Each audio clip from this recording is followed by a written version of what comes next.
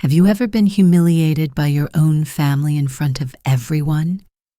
That's exactly what happened to Nayeli, an orphaned girl, when her stepmother slapped and shamed her in the middle of the village market, while everyone stood by in silence. But here's the shocking truth.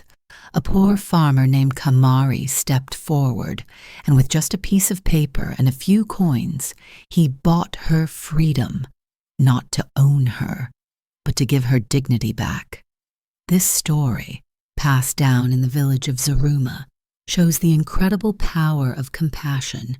If you stay with me, you'll see how Nayeli rose from humiliation to pride, why forgiveness can be the deepest form of revenge, and how true love can completely rewrite a destiny.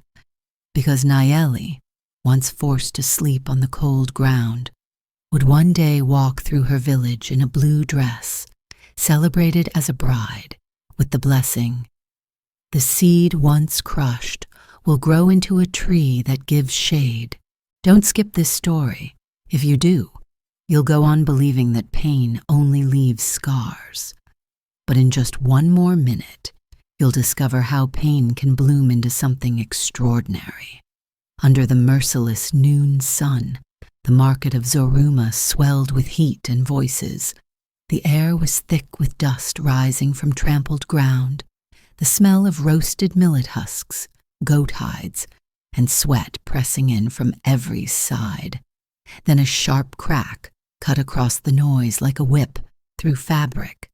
A hand landed against a cheek. A girl's head jerked sideways. Another blow followed, and another, until silence rippled outward from the epicenter. The chatter, the bargaining, the laughter, everything caved in around that sound.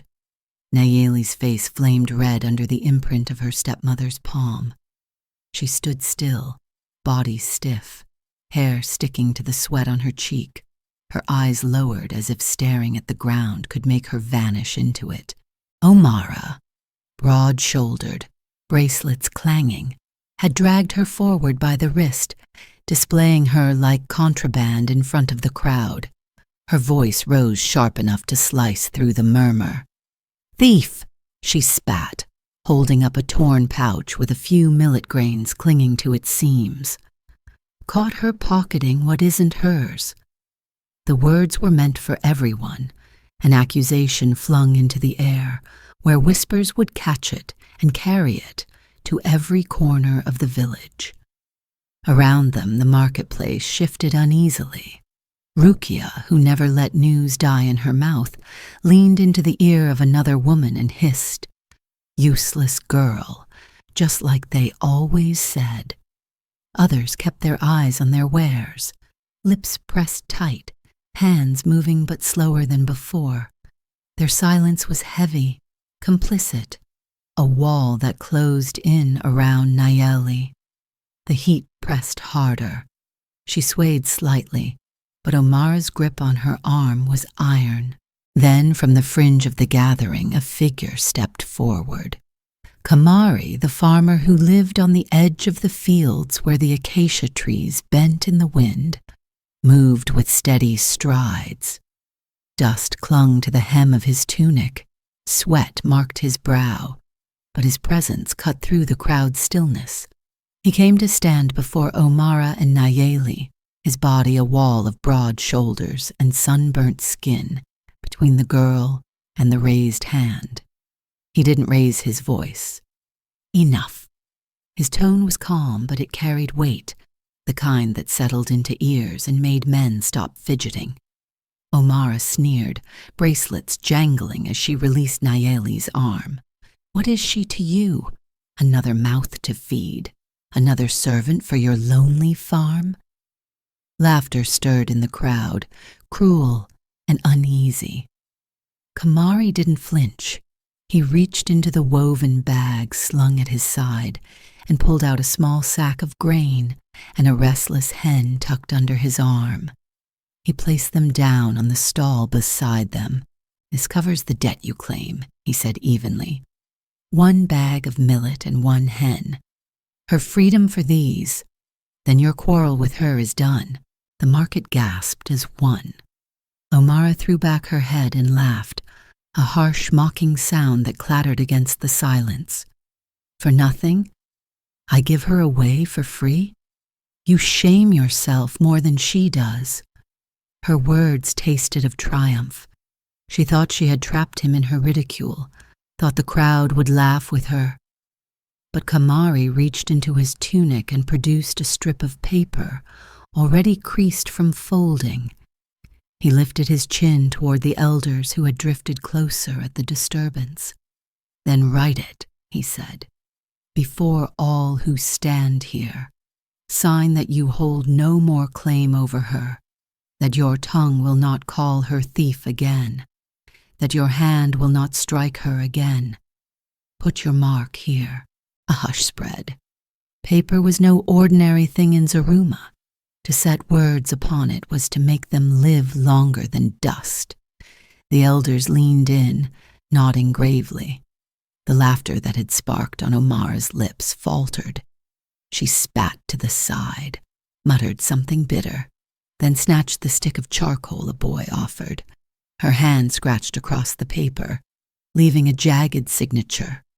She slammed it back into Khamari's hand with a sneer. Take her. She's nothing but a burden.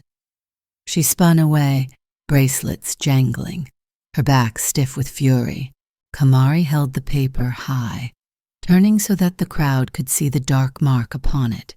His voice remained steady, though his eyes burned. It is done. You are all witness. She is free. A rustle of movement passed through the marketplace. Some averted their eyes. Some nodded faintly, perhaps ashamed. The boy Juma tugged at his mother's skirt, whispering, but she hushed him quickly. Rukia bit her lip, for once without words. Abini, at her stall draped in brilliant cloths, let her eyes slide over Nayeli with disdain. Free, she murmured loud enough for those nearest to hear. A name changes nothing. Useless remains useless. She folded a length of green fabric and smiled thinly as Nayeli's shoulders tightened. Nayeli stood frozen, cheeks burning. The paper was real. The crowd had seen. Yet humiliation weighed heavier than the blows. Her eyes darted sideways, catching the faint shimmer of cloth at Abini's stall, the same stall where laughter had cut into her deeper than Omara's hand. She wanted to vanish, to fold herself into the shadows, but the sun was too bright, the dust too dry, the silence too sharp. Khamari turned toward her then, his expression unreadable. Slowly he extended his hand. His palm was broad, dark, calloused from years of earth and tools. It hovered in the heat, waiting. For a heartbeat, Nayeli didn't move. Around her the crowd held its breath, eyes darting between her and the man who had stood in her defense. Somewhere behind, Abeni's smile curved, amused, certain the girl would shrink back. Nayeli's fingers twitched. She glanced once more at the ground, where scattered grains of millet lay like tiny suns in the dust, each one a reminder of the accusation. Then she lifted her eyes, just enough to see the outline of Khamari's hand steady before her. Something tightened in her chest. She reached forward. Their hands met. His grip was firm, grounding, not possessive but present. The crowd shifted again, restless, uncertain what it had just witnessed. Omara was gone into the maze of stalls.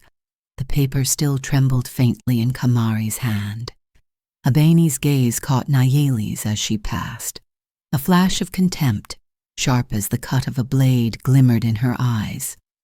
The market slowly stirred back to life, voices rising, bargaining, resuming, as if the silence had been a pause in a song.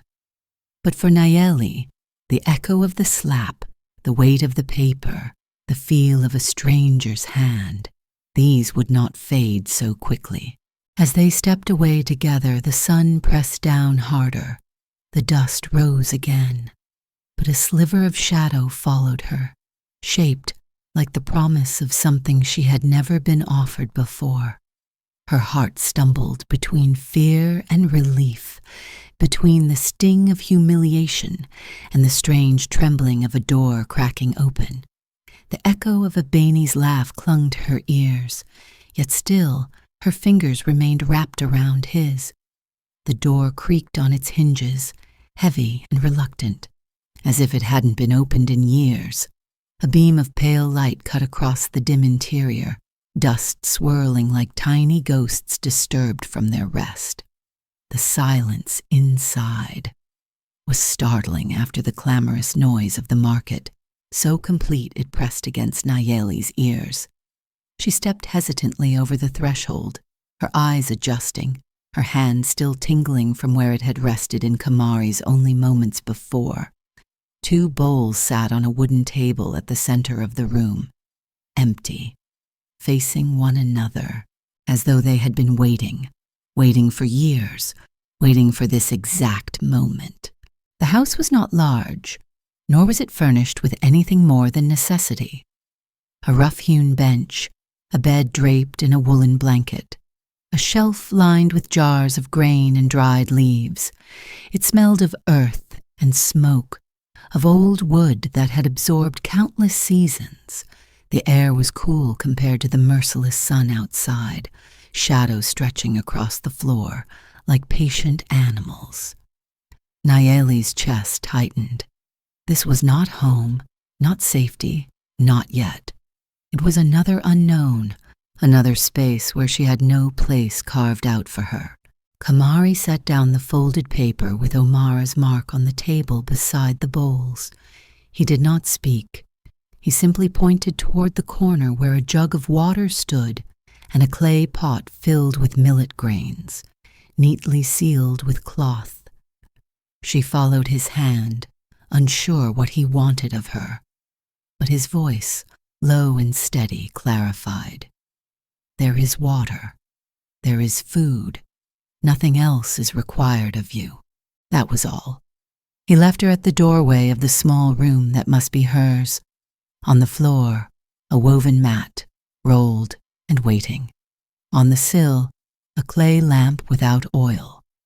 Against the wall, a chest that did not lock, nothing to restrain her. And before she could think to ask what came next, he set down an old loaf of bread, its crust hard but edible, and a jug of water. Then he walked away without a word, the sound of his footsteps receding until silence pressed back in. Nayeli sat on the mat that night with the bread in her lap. Her stomach was too tight with fear to eat, but her fingers broke the crust anyway, the taste of earth and ash filling her mouth. She leaned against the wall, every sound from the rafters, every creak, every skitter, tightening her body further. She imagined the price that must be waiting. No man gives without asking in return. Her hand shook as she drank from the jug, cold water sliding down her throat but failing to loosen the knot in her chest. She closed her eyes, but sleep did not come until exhaustion forced her under. Her mind filled with images of the market, the sting of her stepmother's hand, the shadow of a Beanie's sneer. At dawn, the house was already awake. A faint smell of smoke curled from the hearth, a thread of warmth fighting the cool air. Nayeli opened her door to find the table empty of the bowls that had haunted her the night before. In their place lay a fresh piece of bread, softer, still warm from baking. No one stood in sight. She heard the scrape of wood outside, a rhythmic sound of labor, but inside all was untouched, prepared as though by invisible hands. Something stirred in her. She found herself sweeping the floor with a bundle of reeds, the dust lifting and catching the light like drifting gold. Her hands arranged the jars more neatly on the shelf. She walked beyond the house and picked wildflowers, yellow, violet, fragile stems trembling in her grip. She placed them in a clay jug at the center of the table between the two bowls. Her heart thumped as if she had overstepped. She waited for him to return and scold her. But when Khamari entered later, his shirt damp with sweat from the fields, his face unreadable, he only paused. His gaze rested on the flowers for a heartbeat, and then he moved past them without a word. That night she coughed, the air turning chill. She woke at dawn with a thicker blanket over her body, one that had not been there when she had fallen asleep. The days unfolded in a strange rhythm. He never commanded. He never raised his voice. Each morning bread appeared outside her room. Water filled her jug. Firewood stacked neatly by the hearth. In the evenings, silence stretched between them. Not hostile, not heavy, just silence. Sometimes she swept again. Sometimes she cooked porridge and left it on the table. He would eat without remark. The flowers on the table dried slowly, but she replaced them when they began to crumble, unable to bear the emptiness of the table staring back at her. One evening, when the air outside hummed with crickets, she found a scrap of paper folded beneath the loaf of bread. Her fingers trembled as she opened it. 4 words scrawled in unsteady letters. "You may leave any time." She read it again and again, her breath catching. Not a threat, not a command, not possession, simply freedom. He was telling her she could walk away without consequence. No one had ever given her that choice. Her chest tightened until tears welled unbidden. She pressed her hand against her mouth to stop the sound from escaping. In her whole life, every kindness had been tangled with a cost, every meal with a condition, every gesture with a chain. Yet here, in this silent house, the price she feared most never came. The silence became not a punishment, but a shelter, the absence of demand its own form of grace. She found herself staring at the paper late into the night, the words burning against her heart. She could not leave, though she was free to go. The thought unsettled her more than any threat could have. What kind of man gave bread each day, thicker blankets, silent space, and asked for nothing in return? The weight of that question pressed heavier than chains. Outside, the wind moved through the dry grass with a sound like distant whispers. Inside, Nayeli sat with the loaf of bread in her hands, the flowers casting faint shadows against the wall. She felt the sting of her stepmother's slap echo through memory, the jeer of the crowd still raw in her skin. But here, in this strange quiet, a different ache began to rise. Not fear, not shame, but something gentler, sharper, and far more dangerous. She clutched the bread against her chest and bent forward, her shoulders shaking. It was not hunger that made the tears fall, nor the memory of pain. It was the unbearable weight of being seen as human, as worthy, without condition. The sob escaped before she could stop it, and she pressed her face against the crust, tasting salt, heat, and sorrow all at once. Alone in the dark, she cried her first tears not for humiliation or fear, but for kindness. The lamp on the sill flickered with the faintest ember he had left behind, a quiet sentinel over her grief. The flowers leaned slightly in the draught from the window. The house listened and kept her secret. At the village well, the morning air was already swollen with voices, a chorus of whispers rising with the splash of buckets and the creak of ropes. Dust clung to bare ankles, the stone rim of the well wet with spilled water that reflected fragments of the sun. The gossip spread faster than the water being hauled. "He bought her," someone murmured. "Khamari dragged a girl from the market to his house." The words passed from one pair of lips to another until the rumor had grown legs. "Not a wife," Rukia insisted with relish, leaning close to her audience. "A servant, a hovel slave. Did you not see the grain, the chicken, the bargain?" Her laughter fluttered like a moth over a flame. Nayeli, balancing a jug against her hip, felt the heat crawl up her neck, though no one had spoken to her directly. Every sidelong glance cut deeper than the first slap her stepmother had given her in the marketplace. The scent of wet rope and earth filled her nose, heavy, suffocating. She lowered her gaze, though her ears could not escape. Abani's voice rose next, smooth and sharp like a polished blade. "What else can one do with someone so useless? Better she pour water and scrub pots than disgrace the market again."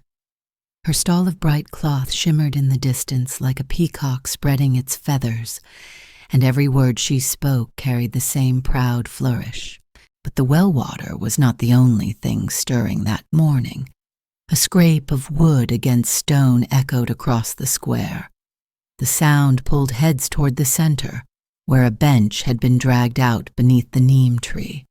Khamari set it down and stood upon it, his posture straight, his presence deliberate. The chatter faltered. People stepped closer, their shadows overlapping. He lifted the folded paper, the same one with Omara's jagged mark, and held it high. "I will speak plainly," his voice carried, low but steady, slicing through the air. "What I did at the market was not the purchase of a servant. It was the purchase of freedom. I gave grain and fowl to end the chain of cruelty. She stands free. You all saw her stepmother's mark. This paper is the witness." He turned the sheet so the sunlight struck the charcoal lines, black against the pale fibers. The paper shook slightly in his grasp, not from fear but from the breeze that threaded through the square. A ripple of unease moved across the crowd. Murmurs rose again, some skeptical, some restless. Rukia folded her arms, lips pursed, as if unwilling to release her favorite story so soon. Abeni raised one brow, her chin tilting in doubt. "And why would a man throw away food and a hen for nothing?" she called, her words laced with disdain. "There is always a price, Khamari. No one in Zoruma forgets that." Her cloth stall gleamed in sunlight, the colors almost mocking. Before Khamari could answer, a small voice piped up. Juma, the neighbor boy with dust clinging to his knees, tugged at his mother's skirt, but spoke loud enough to carry. "But Omara sold the family pot for drink. I saw her. She gave it to the trader and staggered after." His eyes were wide, his words uncalculated, the kind of truth only children let slip. Gasps broke across the circle. The accusation leapt like fire to dry grass. Some eyes shifted from Nayeli to the absent figure of her stepmother, questions rewriting themselves in silence. Khamari seized the moment. He lowered the paper but kept his voice steady. "You see what happens when lies are given shelter. It was not she who stole, but the one who branded her thief. Will you carry the shame of believing a false tongue, or will you stand with the truth?" His gaze swept the faces, unflinching, and something in his stillness bent the crowd toward him. The rumor's legs buckled, stumbling under the weight of evidence. Nayeli stood nearby, her jug heavy in her hands, the water inside sloshing with her racing heart. She wanted to shrink, to vanish behind someone's shadow, yet her feet betrayed her. They moved her forward, step by trembling step, until she was beside him. The eyes of the village pierced her, but for the first time she did not bow her head. Her spine drew straight, her chin lifted, her breath loud in her ears. She did not hide behind the man who defended her. She stood where all could see her. For a moment time slowed, The murmurs faded, replaced by the buzz of cicadas in the trees, the creak of rope at the well, the flutter of cloth in the breeze. The elders nodded slightly, the shift subtle but unmistakable. Where suspicion had hovered, a new silence grew, one less hostile, more uncertain, but fertile ground nonetheless. Abeni's lips pressed together. She opened them as if to speak, then closed them again. Her expression shuddered. Even Rukia, usually quick to pounce, said nothing, her eyes darting from Nayeli's straight shoulders to the paper still visible in Khamari's hand. The balance had shifted. The rumor had cracked. Nayeli's heart pounded, her chest rising with each shallow breath. She felt the crowd's gaze as a weight pressing from every direction, but also as a strange kind of fire stoking something deep within her. She let her eyes pass across the familiar faces, neighbors, elders, children, and then let them rest on Khamari only for a fleeting second. A single nod, almost imperceptible, carried the force of a lifetime. That nod broke something in the air. Abeni's silence was louder than all her jeers had ever been. The market well returned to its rhythm, but beneath the chatter something had shifted. A stone rolled from one side of the scale to the other. Nayeli had walked into the square burdened by shame. She left it with her head unbowed, the memory of that nod alive in her chest. As she carried her jug away, the sun glinted off the rippling surface of the water inside, scattering light onto her arms like fragments of a new beginning. Yet her heart trembled. Freedom in Zoruma was a fragile thing, easily cracked by envy and rumor.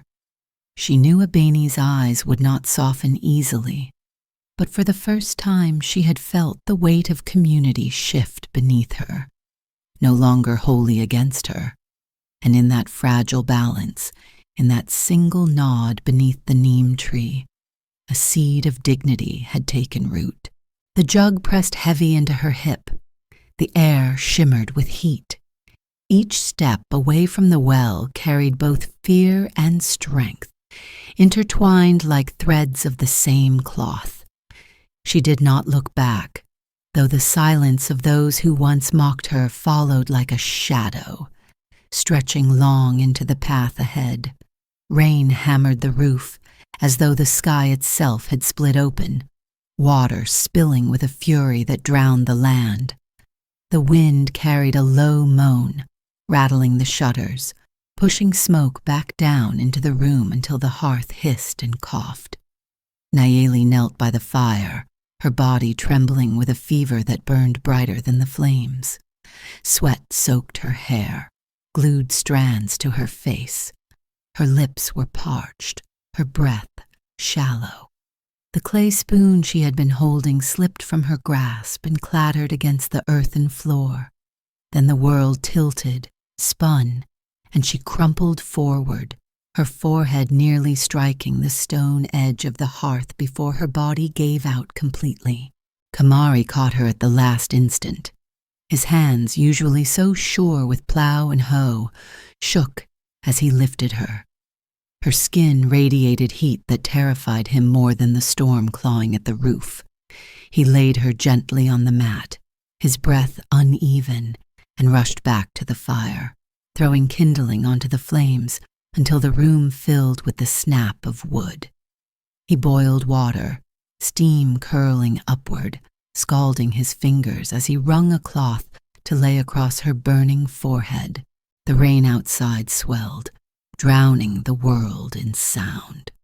He left the roof untended, though he knew water would creep into the storeroom, seeping into the grain sacks stacked in neat rows. His heart pounded as he stirred millet into boiling water, clumsy hands splashing hot droplets on his wrists. The smell of porridge rose thick, mixing with the acrid scent of damp smoke. He sat beside her, wiping sweat from her temples, spooning small mouthfuls of porridge against her lips, though most of it dribbled down her chin. "Stay," he whispered, though he never spoke so to anyone. His voice was almost swallowed by the storm, but in the fever's haze her mind caught fragments. In the blur between sleep and waking, she heard him speak of a night long ago, of a sister younger than her who had coughed through the dark until dawn and never breathed again. His words trembled. He spoke of holding small hands that grew colder, even as he tried to warm them, of the silence that followed, louder than any thunderstorm. He confessed he had never forgotten that sound of shallow breathing fading into nothing, and since then, every storm carried her ghost back to him. Nayeli's fevered dreams bent around his voice. She saw him younger, helpless, clutching at a child already gone. She wanted to reach toward him through the mist of her own pain, but her body was too heavy. She sank back into the darkness, clutching the sound of his voice, as if it were a lifeline. Hours passed. Rain continued to pound. The storeroom darkened with moisture, the smell of mildew beginning to rise.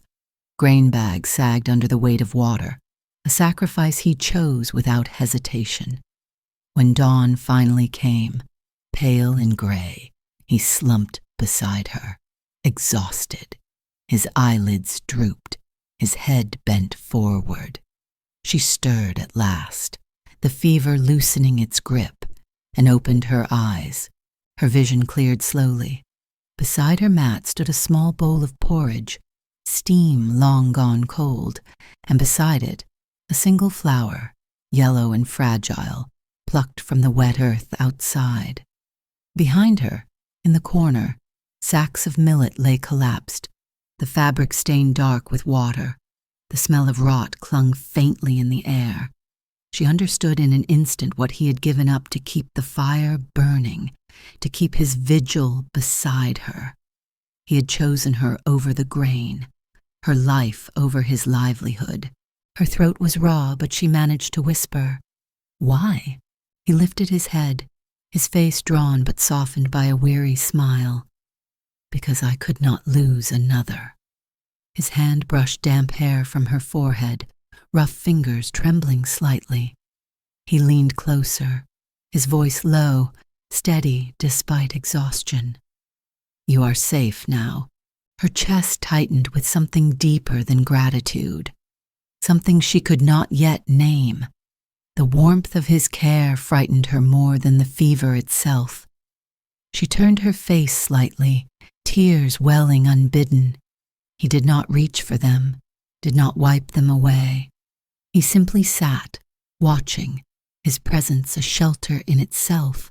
Outside, the storm raged until at last the rain thinned, falling in gentler streams. The roof still dripped, the storeroom still bore the weight of ruin, but within the small house a fragile calm settled. Nayeli lay back, the flower's faint scent rising from the bowl beside her, the fire crackling softly in the hearth. The rain ceased altogether by dusk, leaving silence heavy enough to feel. Water still pooled in the yard, reflecting gray clouds that promised more hardship. For even as she drifted into rest, her eyes caught sight of the ruined sacks of grain in the corner. The cost of her survival had already been tallied. When morning came, the sun broke through a torn sky, revealing the land bruised by water. Outside, puddles shone in broken light. Inside, Nayeli pushed herself to sit upright, weak but awake. She glanced toward the storeroom where mildew had already begun its work, and her heart sank. He had chosen her over his own survival, and though her body was safe, the memory of what he had given up settled on her like an invisible burden. Her gaze drifted to the flower he had placed near her bed, now wilting, its petals curling inward. She lifted it with trembling fingers, pressing it gently to her lips. The taste of damp earth clung to it, a reminder of storms endured, of sacrifices unseen by anyone but her. The days ahead would not forgive easily. She knew hunger would come. She knew whispers would return when fields grew bare. Yet in this fragile moment, sitting under the roof, still dripping from the storm, with his quiet presence near, she let herself feel the impossible truth. She mattered enough for someone to choose her over grain. Her breath caught, a sob tightening her throat. She closed her eyes, clutching the wilted flower. Beyond the walls, the land stretched toward a season of drought, cracks already beginning to form in the earth, despite the storm's gift. She felt it in her bones, that this peace was fleeting, that harder days loomed. Still, the echo of his voice lingered in her ears, steady and low. "You are safe now." She lay back against the mat, the flower resting on her chest, the faint warmth of the fire fading. Her heart trembled with both comfort and dread, knowing that survival had been bought with a cost they had yet to pay. And as the silence deepened around her, broken only by the drip of water from the roof, she whispered to the darkness, unsure if it was prayer or fear, and let the rain end. The storm had passed, but the future waited, dry and merciless, just beyond the horizon. At dawn the house was quiet, the kind of quiet that presses down like fog. Nayeli stirred awake and found something waiting at her door. A bundle wrapped in wax-sealed paper, the seal pressed with a familiar insignia she knew too well, the stall of a Bani, the cloth seller whose scorn still burned in her ears. Her hands trembled before she even touched it. The wax gleamed red against the pale wrapping. She hesitated, her breath shallow, but finally broke the seal with her thumb. Inside lay a folded dress of green, the color of river stones polished by years of current, soft to her fingers, catching faint threads of light even in the dimness of her room. A single slip of paper fell out, light as dust. Her eyes clung to the writing. The words were few, each one sharp. "So that you remember, no one can name you useless again." Her breath caught. Her throat closed around air she couldn't swallow. The weight of Abani's laugh came rushing back, the sting of every whisper that had followed her through the market. She pressed the dress against her chest, her pulse racing as if the cloth itself carried fire. Shame and wonder wrestled within her. She wanted to hide it deep inside the chest, bury it beneath blankets, pretend it had never arrived. Her reflection in the cracked shard of mirror against the wall seemed to watch her, waiting. When she stepped into the main room, Khamari was already there. He leaned against the table, his hands rough with the morning's work, his gaze steady. He didn't wait for her to ask. "I bought it," he said, his voice quiet. "From her stall, the very one who mocked you. I gave her coin for the cloth she once used as a weapon. Now it belongs to you. Let her insult turn into your garment." Nayeli froze, the dress clutched in her arms. His words sank into her like stones dropping into deep water. She remembered standing at the well, Abani's contempt slicing her open. She remembered Omar's laughter in the market. She remembered how her body had trembled as she reached for his hand. And now this dress, born from the very place of her humiliation, was placed in her keeping, transformed by the simple act of purchase. Her first instinct was to refuse it. She shook her head, whispering, "I am not worthy of this." The fabric seemed too fine for her scarred palms, her dust-stained skin. But Khamari stepped closer, his shadow falling across her, his tone firm though not unkind. "It is not about worth. It is about truth. You are not what she called you. Wear it, and let the village see." The air in the house thickened with silence. She lowered her gaze again to the dress, her fingers smoothing over the folds. The texture was soft, finer than any cloth she had ever owned. She carried it back into her room and stood before the mirror shard. Her hand shook as she slipped it over her shoulders. The green spilled down her body like water catching sunlight, the hem brushing against her ankles. The reflection stared back at her, still Nayeli, still the girl who had been slapped in the market, but now cloaked in something that seemed to whisper a different story.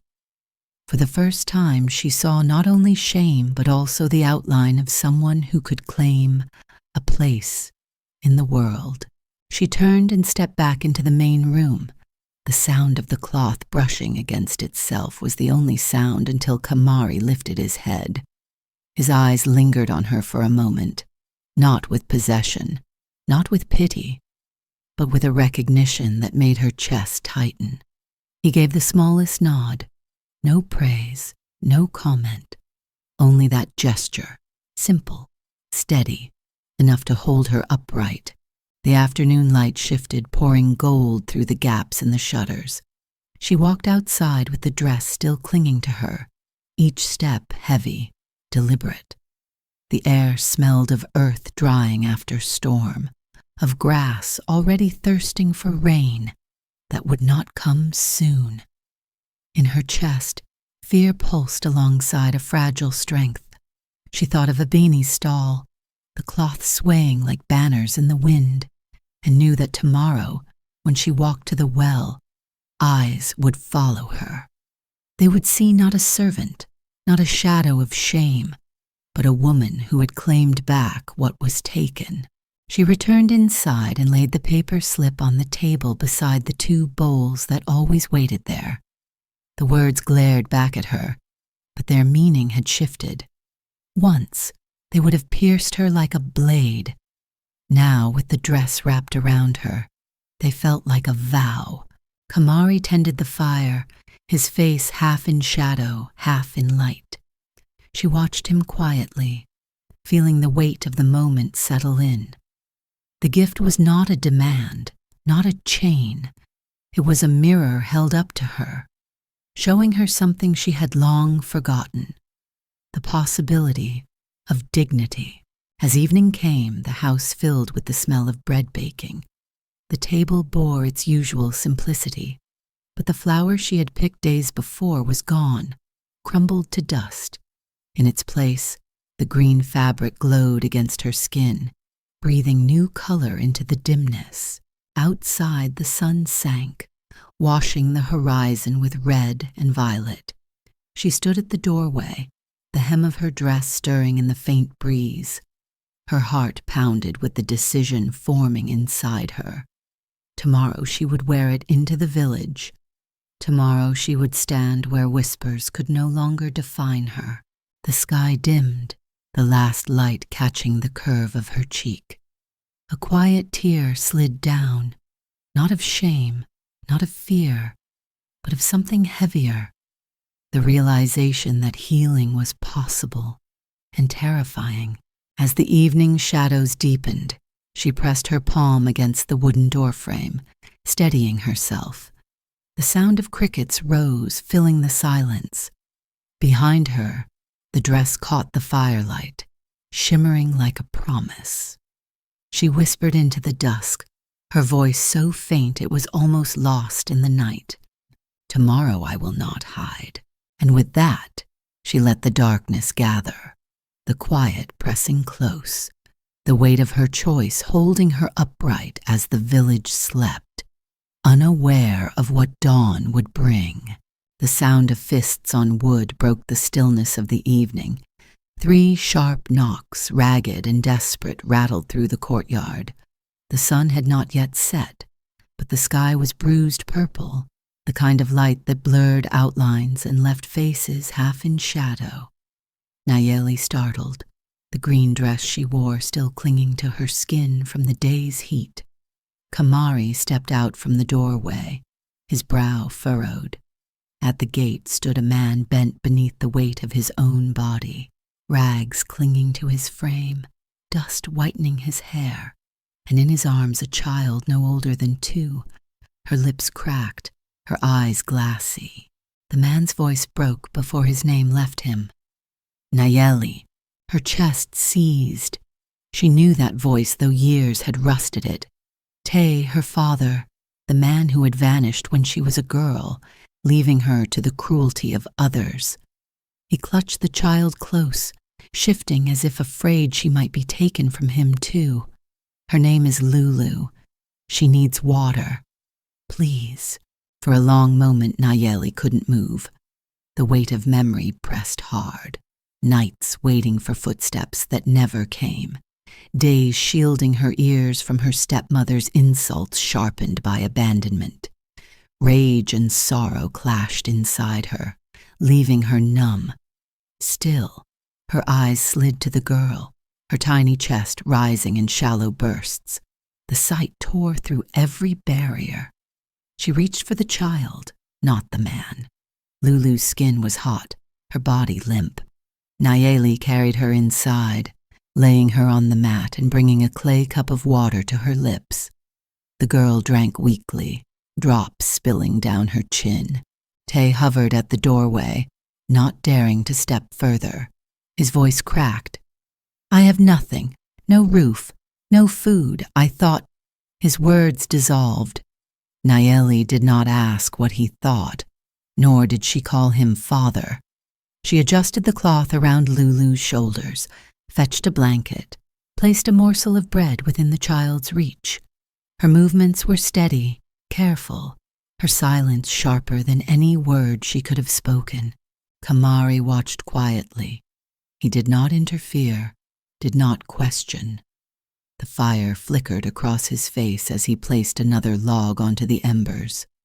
The smell of smoke deepened, the room filling with warmth.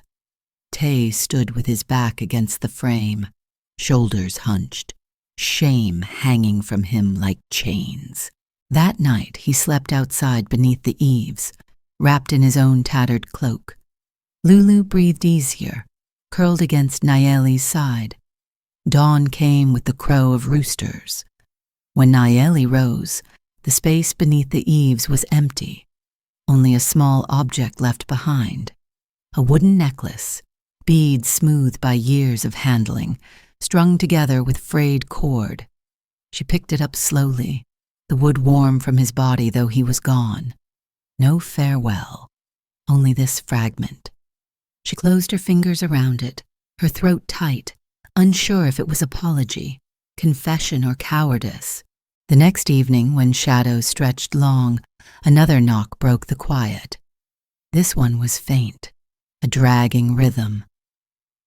Nayeli opened the door to find Omara, her stepmother, standing with her shoulders bent, her eyes sunken, her lips trembling.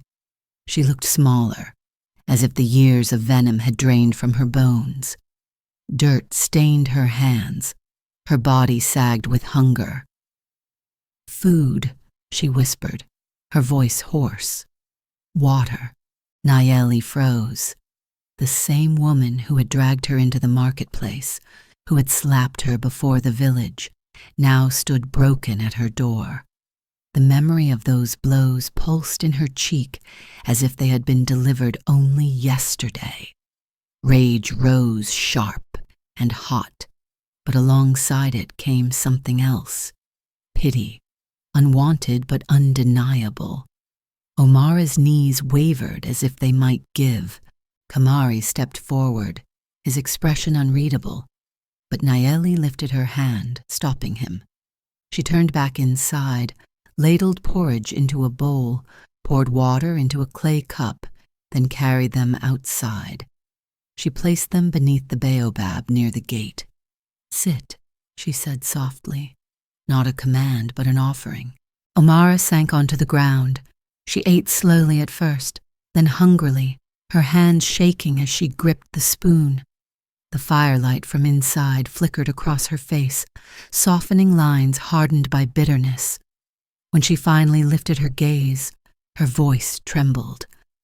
Long ago, I too was beaten, every day until I thought I would shatter.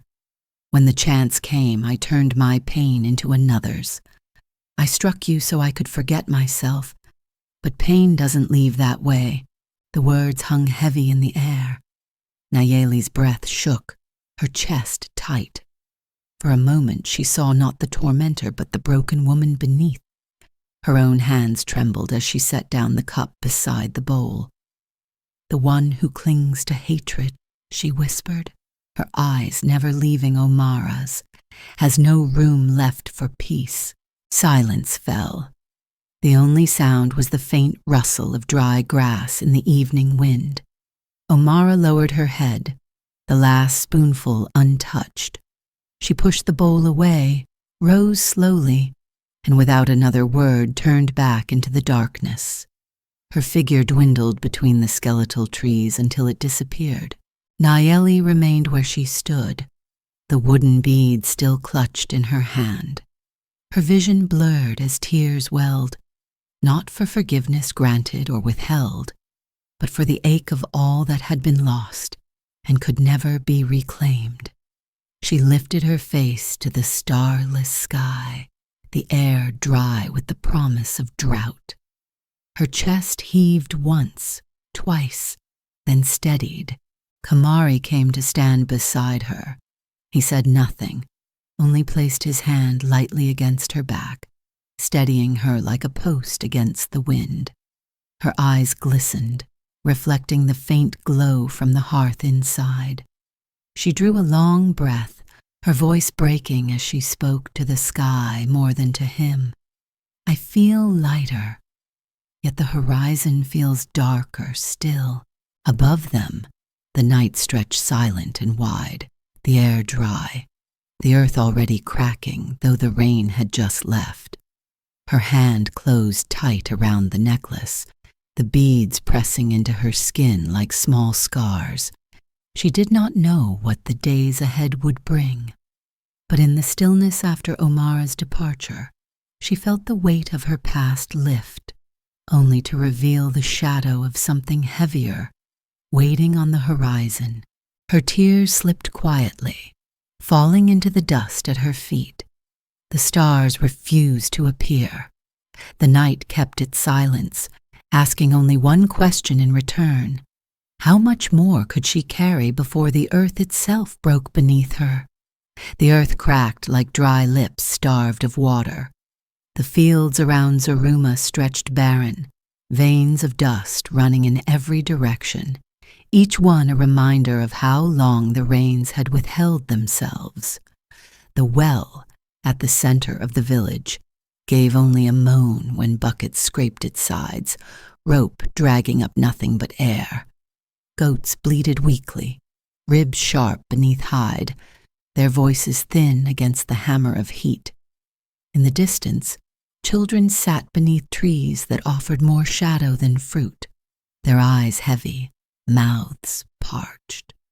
Hunger and thirst had grown into a presence that haunted every house. Khamari stood in the fields, sweat cutting salt tracks through the dust on his face, his hands calloused and restless at his sides. The memory of mildew-stained grain from the storm still clung to him, each loss now doubled by the drought. He looked at his herd of goats, once his surest wealth, now thin, restless, eyes dull. To sell them would mean cutting away his future, yet to keep them meant feeding mouths he could no longer promise to fill. Nayeli walked across the hardened soil toward him, her shadow a thin stripe across the cracked earth. She held a clay jug close, though she knew how little remained in their stores. When she reached him, she did not speak at once. The silence between them was filled by the groans of the thirsty animals, the whisper of dry grass scraping in the wind. Finally, she said softly, "What we have left we can share." He looked at her, brows heavy. "Share with those who will die before us," she answered, her gaze steady. "Baba Tembo's children. Zanile and her boy. They have nothing. We still have something, however small. Her words struck him like stones against his chest. He thought of the nights he had counted each measure of water, each handful of seed, the careful balance between survival and ruin. To give away what little remained felt like stepping blindfolded into the abyss. Yet the way her voice carried, quiet but unshaken, stirred something deeper than fear. The day passed in a haze of heat. They carried jars to Baba Tembo's hut, where the old man's hands trembled as he accepted them. They brought seed to Zanele, who clutched her boy close, tears rising in her eyes, not for the gift alone, but for the dignity it restored. Word spread quickly. Khamari and Nayeli had divided their stores with the weakest. Some whispered admiration, others muttered about folly, but no one could deny what they had done. That evening, under the withering sky, Khamari sat by the doorway, his hands still dusted with grain. He felt the risk heavy as stone on his chest. If the sky held back rain, their choice would bring them to ruin first. Yet across the room, Nayeli lit the fire, her movement steady, her dress of green brushing the floor like water he longed for. She placed bread on the table, bread thinner than before but still present, and set down a flower she had found, shriveled but determined to bloom. Night carried no relief. The air remained hot, and the earth sighed with each gust of wind. Goats shuffled restlessly, their bleats soft in the darkness. Nayeli lay awake, her hand clutching the wooden necklace left behind by her father, its beads pressing gently into her palm. She thought of Omara under the baobab, of hunger in every pair of eyes at the well. Sleep would not come. The following day the sky darkened. At first it seemed like another mirage, the heat bending light into false hope. But then the wind shifted cool against their skin, carrying the smell of wet earth before the first drop had even fallen. Heads lifted, eyes widened. The horizon swelled with heavy clouds, dark and full. And then the heavens opened. Rain poured in sheets, pounding against roofs, racing into the cracks of the earth until they disappeared, filling the air with the music of salvation. Children ran barefoot through the streams, their laughter breaking into the sound of thunder. Goats lifted their heads, bleating louder now, alive with sudden energy. The fields drank greedily, soil turning dark, the dust swallowed in moments. Nayeli stood in the rain, the water sliding over her skin, drenching the green dress that clung to her body. She lifted her arms, her laughter breaking free, raw and unrestrained. Drops struck her face, mingling with tears she could not separate from joy.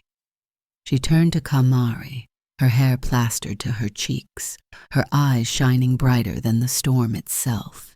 Her voice rose above the rain, unsteady but fierce. "Do you still want to keep me?" He stepped closer, rain streaming down his brow, his lips trembling as he spoke. Not to keep. His hands reached for hers, clasping them firm and unyielding. To walk with you, for the rest of my life. Their breath mingled, their foreheads almost touching, their bodies soaked, yet burning with a fire the storm could not quench. Around them, villagers watched through the curtain of rain, eyes shifting, judgment softening. Some whispered of the gift of water they had given before the skies opened. Some nodded, silent acknowledgement heavier than words. The storm went on, washing the land clean.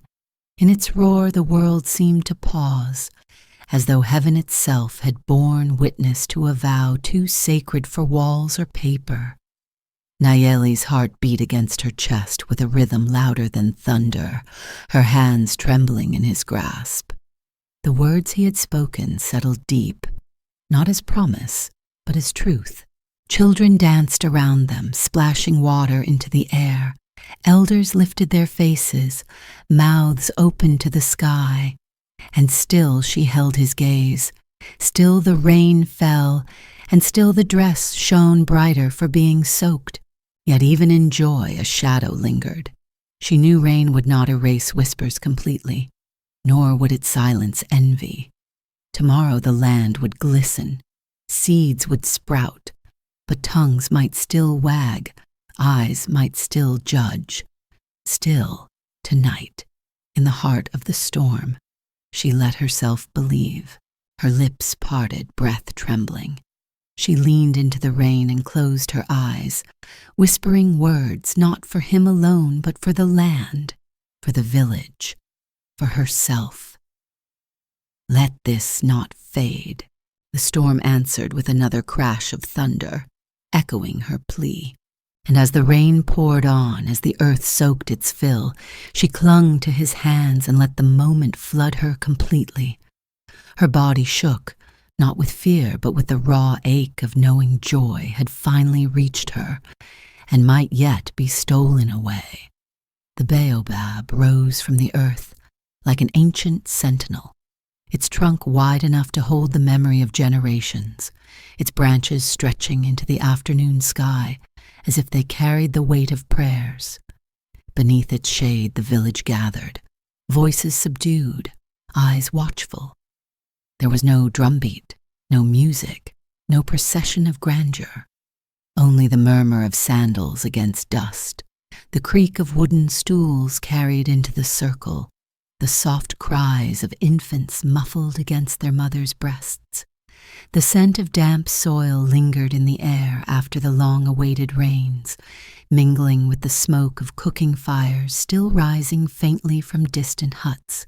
At the heart of it all stood Mama Safu, the elder whose presence steadied even the most restless. She leaned on her staff, her back bent, but her gaze unshaken. When she lifted her voice, the murmurs quieted. "This village has seen many seasons," she said, her tone neither celebratory nor stern, but heavy with truth. "We have seen harvests that bent our barns with grain, and we have seen years when the earth cracked and offered us nothing. Yet even in the harshest drought, we remember those who gave what they had, so others might survive. These two," her hand gestured toward Khamari and Nayeli, "divided their water and seed when their own store was thin. Because of them, others still breathe among us. Today we gather not for wealth or spectacle, but to honor what was planted between them." The crowd shifted, shoulders brushing, glances exchanged. For the first time, words once whispered with suspicion began to settle differently. People who had doubted, who had sneered, now weighed their silence. The memory of dry mouths quenched by shared water was stronger than gossip. Baba Tembo, stooped but fierce, stepped forward and raised his cracked hands in blessing. "I drank from their kindness," he said simply. "May the same kindness grow roots here." Nayeli stood in her green dress, the fabric clinging lightly in the breeze. Her fingers pressed against the wooden beads of the necklace, hidden beneath the cloth. Her heart pounded not with fear, but with the strangeness of being seen differently, no longer as a burden, but as a woman whose name carried weight. Across from her, a Benny lingered near her stall of cloth laid out for shade. For a moment her eyes locked with Nayeli's, sharp as always. Then something shifted, slowly, deliberately. Abeni pulled the scarf from her shoulders, folded it between trembling hands, and inclined her head. Not a word, not a flourish, but the bow of acknowledgement. The air rippled with surprise. What mockery had once flourished there was now replaced with something quieter, heavier, surrender.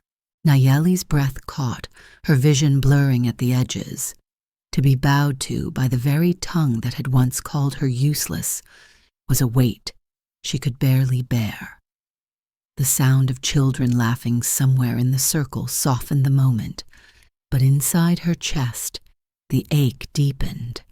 She gripped the necklace tighter, feeling the grooves of the beads press into her palm like small scars that had healed but not vanished. On the table beneath the baobab lay simple offerings: a loaf of bread, browned at the edges, a small jug of water, cool and sweating against the clay, a handful of wildflowers gathered that morning, their colors muted but alive. Between them sat the necklace, draped across the wood, not hidden but displayed, a symbol of wounds remembered, forgiven but not forgotten. The crowd watched as Mama Sefu took a single seed of baobab, holding it aloft before pressing it into Nayeli's hand. Even the smallest seed carries centuries, she said. Even one crushed underfoot may still rise if it finds water. So may you. Khamari placed his hand over Nayeli's, steadying hers around the seed. Together they crouched near the earth, pressing it into a small hollow dug at the tree's base. The soil was still dark from rain, their hands smeared with mud as they covered it. A hush fell as the seed disappeared into the ground. Invisible but alive with promise, children ran forward, laughing, tossing petals into the air as though it were a festival. The elders lifted their voices in low blessings. Some wept quietly, not for spectacle but for relief that something good had finally rooted itself after so much bitterness. The sound of sandals shifting filled the silence until it seemed the baobab itself breathed with them. For Nayeli, the world narrowed. She felt the grain of Khamari's skin against hers, the pulse of his hand steady on her wrist, the smell of bread and flowers rising from the table, the murmur of voices softening like water over stones. Every motif of her journey lay gathered here. The bread she had once eaten alone, now broken before all. The flowers once placed in solitude, now shared. The dress once purchased to erase shame, now glowing before witnesses. The necklace once left behind in guilt, now lifted as remembrance. And the seed pressed into the earth, waiting to prove what resilience meant. The villagers circled tighter, no longer watching from afar but leaning closer, voices carrying blessings that mingled with the hum of cicadas in the trees. For a moment, community was not silence or scorn but witness.